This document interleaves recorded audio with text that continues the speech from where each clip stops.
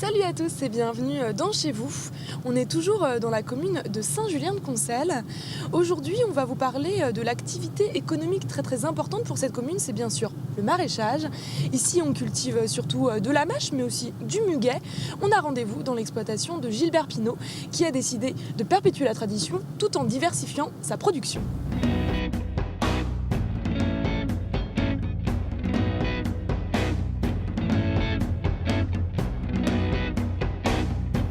Bonjour Gilbert. Bonjour. Nous sommes dans votre exploitation, vous êtes installé ici depuis 1997 et vous perpétuez en fait la tradition maraîchère de Saint-Julien-de-Concelles. Oui, tout à fait. La commune de Saint-Julien-de-Concelles est depuis très longtemps une commune maraîchère puisqu'elle est à proximité de la Loire, donc c'est des fleuves d'alluvion, et nous avons également la Loire qui nous permet d'irriguer. C'est nécessaire en légumes de pouvoir irriguer toute l'année. C'est pour ça en fait qu'il y a beaucoup de maraîchers en fait.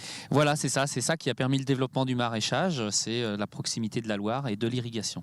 Et des sols alluvionnaires très adaptés aux légumes. Justement, j'allais vous demander, la terre, elle a quoi de particulier? Qu'est-ce qu'elle apporte en fait à la culture?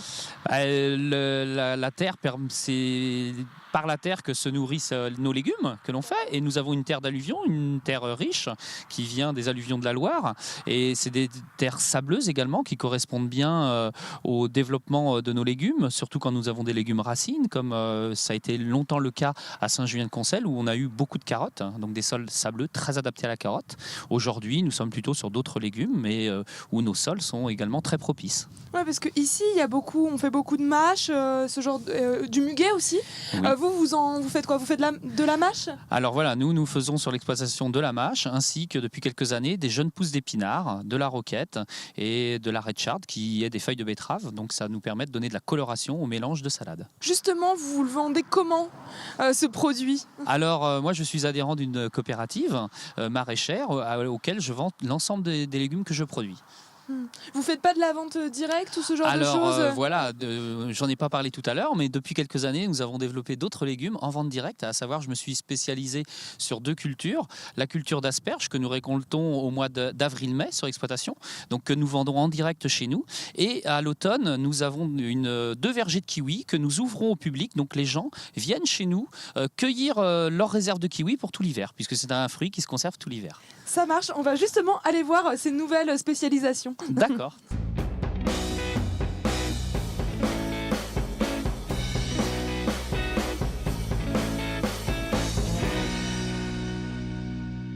Gilbert, nous avons complètement changé de décor. Là, on n'est plus au niveau des épinards, mais au niveau des kiwis. En 2010, vous avez décidé de diversifier votre production, c'est ça? Oui, tout à fait. J'ai souhaité diversifier ma production pour trouver d'autres cultures et se rapprocher du consommateur. Et en l'occurrence, le kiwi m'a passionné puisque c'était un arbre que mon grand-père avait planté, en avait planté 4 ou 5. Et puis ça m'a passionné, et j'ai eu la chance d'avoir un voisin qui connaissait bien la culture, qui l'avait planté avec un autre collègue en 81, les pionniers à Saint-Julien. Et de fil en aiguille, je me suis retrouvé à planter en 2010 cette parcelle de kiwi. On ne s'attend pas à avoir de la production de kiwi à Saint-Julien-de-Concelles, même dans le département. Pourtant, ça s'adapte bien à cette terre, oui, à ce climat. Oui, tout à fait. Mais je suis d'accord avec vous, tout le monde est très surpris de voir des cultures de kiwi dans l'ouest de la France, à Nantes en particulier. Mais effectivement, ça s'adapte très bien au climat. On a un climat océanique, avec des hivers pas trop rigoureux, avec un beau temps au printemps-été. Et le kiwi s'adapte très bien à ce climat. Toutefois, vous pouvez voir autour du verger qu'on a des filets paragrèles pour couper quand même un petit peu le vent, et au-dessus également pour protéger l'arbre. Mais sans ça, le kiwi pousse quand même très bien à Nantes. Comment ça s'appelle l'arbre du kiwi? On se posait la L'actinidia, question. voilà, l'actinidia. L'actinidia, et ça vient de Chine en fait. Voilà, tout à fait. C'est une plante originaire de Chine qui a été développée au niveau de la culture par les Nouveaux-Zélandais. C'est vraiment les Nouveaux-Zélandais qui ont vulgarisé la culture du kiwi, et ce sont aujourd'hui les meilleurs, les plus grands producteurs au monde de kiwi. Vous avez aussi décidé de vous spécialiser dans l'asperge. Exactement. On voit l'asperge, je me rappelle tout le temps de l'asperge dans le jardin chez mes parents. Une bonne asperge fraîche au printemps, c'est synonyme de printemps.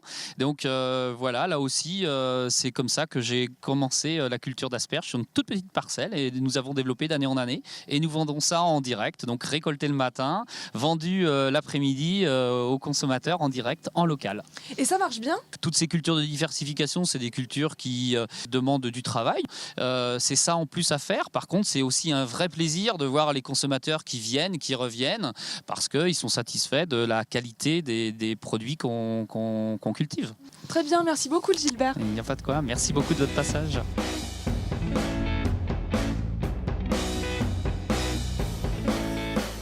Chez vous, c'est fini pour ce soir. Rendez-vous demain pour parler des nombreuses constructions en cours sur la commune.